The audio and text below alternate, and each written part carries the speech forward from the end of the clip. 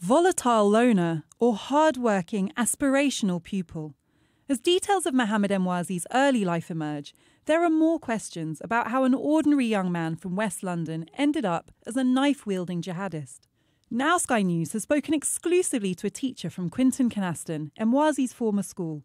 She knew him and his family when he was a pupil there. She asked that her identity be concealed.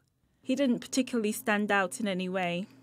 As with a number of young people growing up, he did have some issues when he was younger, and they were dealt with through normal school interventions.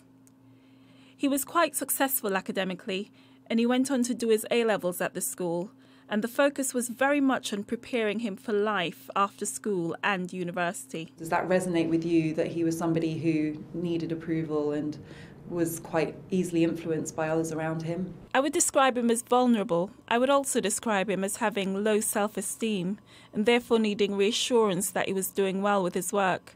But he did achieve well at the school, and there were plenty of signs for him to be able to feel good about himself. But there are fears that radicalisation did begin at school. The Department for Education has said it's reviewing evidence from Mohammed Emwazi's school from the time he was a pupil there. And my sources have said that's part of an intense intelligence gathering exercise, focusing on that and other schools where pupils have gone to fight abroad. But in Mohammed Emwazi's case, it's not only what happened at school that's prompting concern.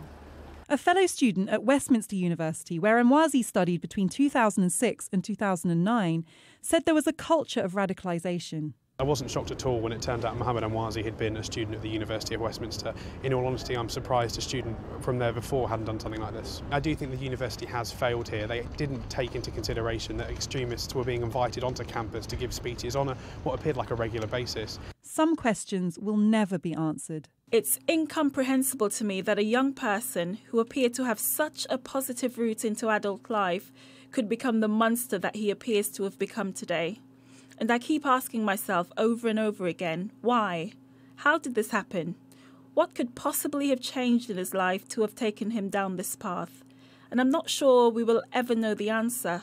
Mohammed Emwazi's mother has now said she immediately recognised her son's voice the first time she saw him in a hostage video. Just a few years earlier, it seems, the clues were simply not there. Afua Hirsch, Sky News.